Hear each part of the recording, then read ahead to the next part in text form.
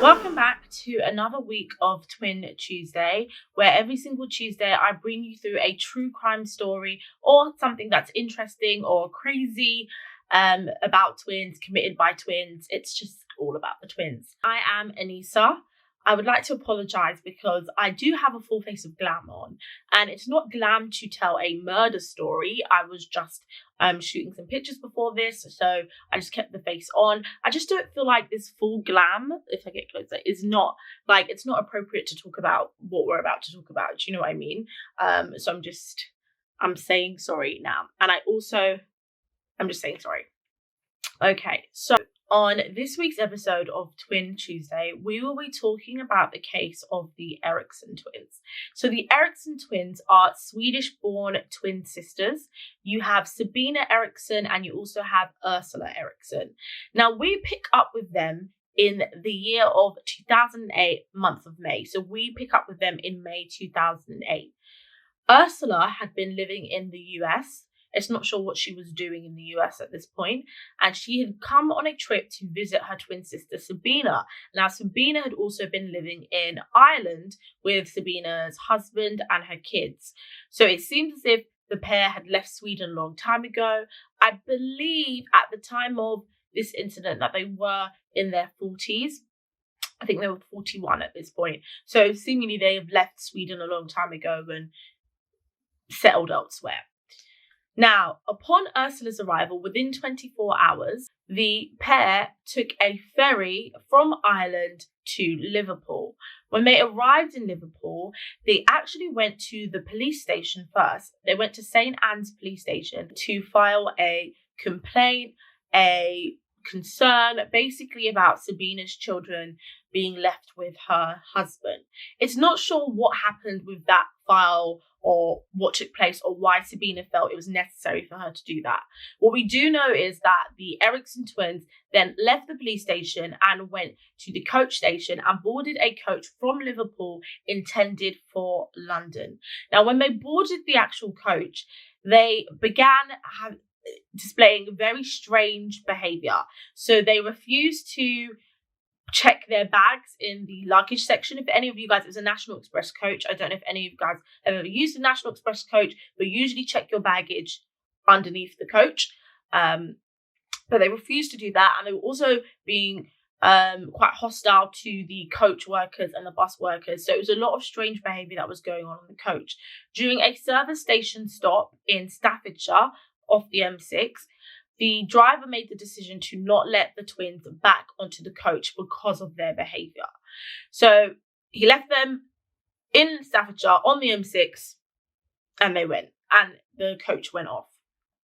Now, the twins decided not to hang around and decided to make their own way. And they decided to do this by walking there on the motorway. Now, if anybody knows the motorways, there's no pedestrian lanes, there's no pavements, anything like that. So they were just walking amongst the traffic on the motorway.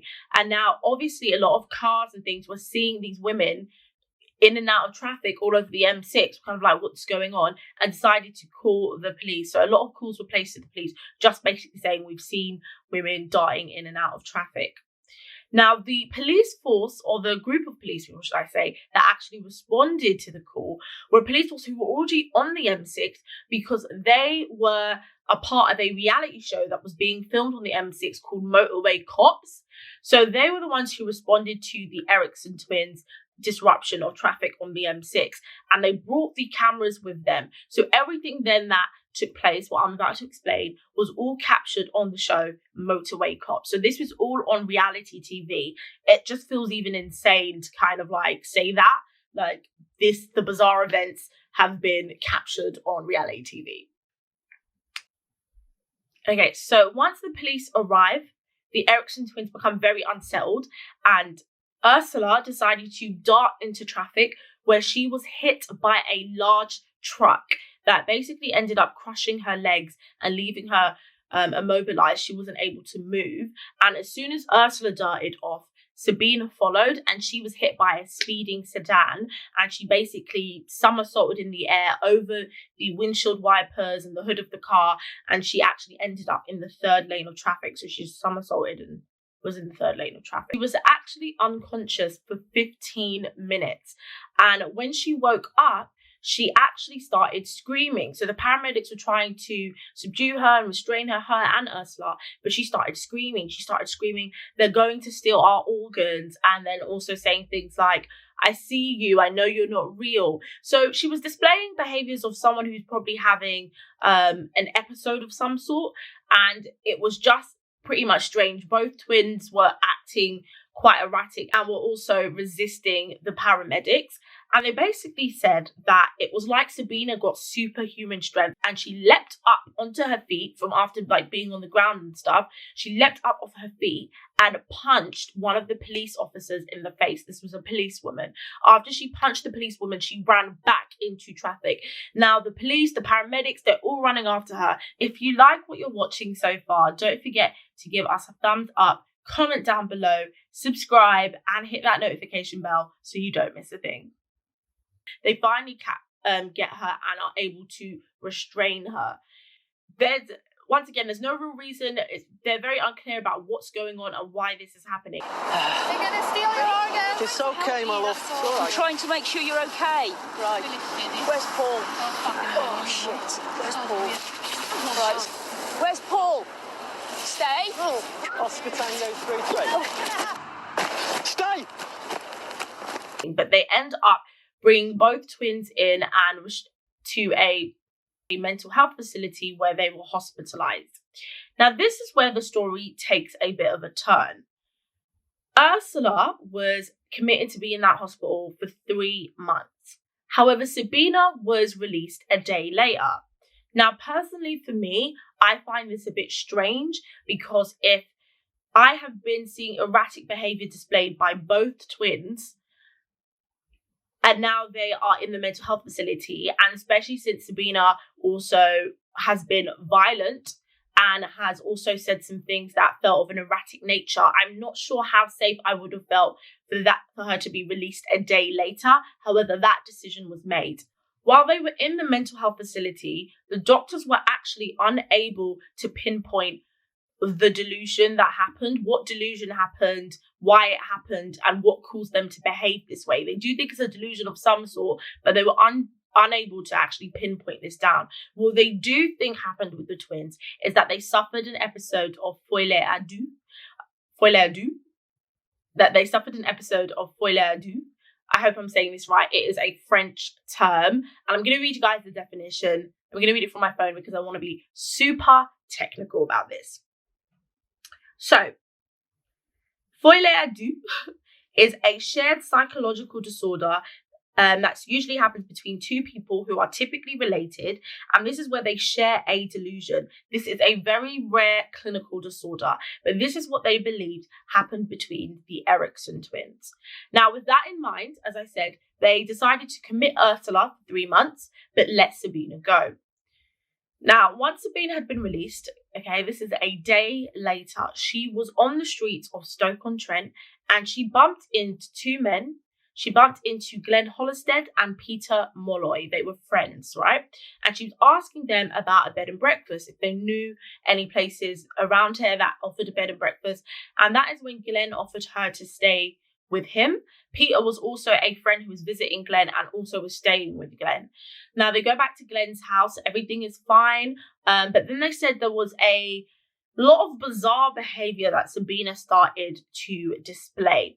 She offered them cigarettes, but then once they started smoking, she pulled it out of their mouths and basically told them that it was poisoned, and other such erratic behavior of that nature she was displaying. Peter Molloy, the friend, left later on that night, and so it left Sabina Eriksson and Glenn Hollistead in the house. The next morning, it's unsure what happened, if there was an altercation, what took place. What we do know is that Sabina Eriksson murdered Glenn Hollistead.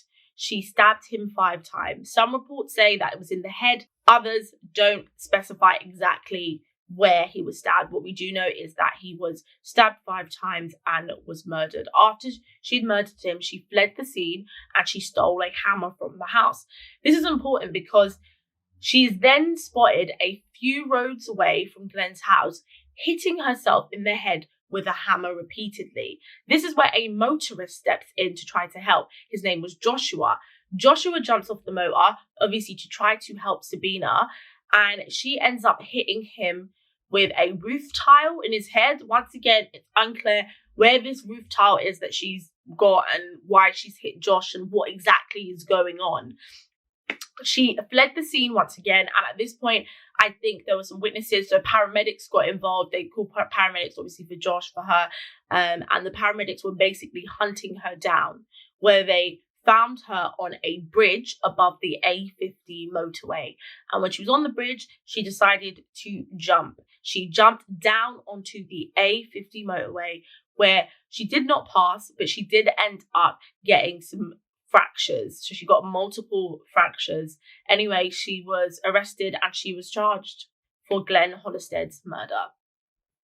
Now, her actual charges were manslaughter due to diminished responsibility. This is what her lawyers argued, and that was because of the Folie and deux diagnosis that they think that she had suffered from, okay? It's important to note that during the questioning of Sabina, the police were unable to get to any resolve or understanding as to why she committed this crime, because she just answered no comment to everything. So they don't actually know what happened and why it happened. The judge agreed with Sabina's lawyers that her mental health was culpable for the crime that she committed, and so she got sentenced to 5 years in prison. Now, obviously, this came with outrage from Glenn's family, because they felt that was completely unfair and was not just enough for Glenn's life.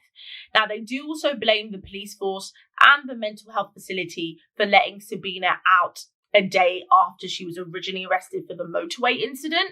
And I completely understand why they would be upset. I mean, I would also be upset as well. Sabina served 5 years in prison and was paroled in 2011. They said that she ended up moving back to Europe. They're unclear where she's moved to Europe, but that she is in Europe. It's also unclear about whether she was reunited with her husband and her kids, whether they are still in Ireland, whether they moved back to Europe. We don't know. What we do know is after Ursula's stay in the facility, she was there for 3 months, Ursula Eriksson ended up moving back to the US after her stay. So we don't know if the twins ever spoke or what actually happened. There are still so many questions about whether they actually had a episode or this was because of the Folie à deux, if they've had previous mental health issues, what caused this, what spurred this whole situation. It's unclear. It's basically a mystery. And that is the story, the unsolved mystery of the Eriksson twins. Let me know what your thoughts are in the comments below. What do you think actually happened? I did try to look up and see if I could find them on social media once again, but could not find them. I just don't know actually if, I know I keep searching to see if I can find these twins on social media. I think it may be particularly a little bit strange if I did find them on social media, but it's kind of like a where are they now kind of thing. But thank you so much for watching another week and another episode of Twin Tuesday. I will see you again next week.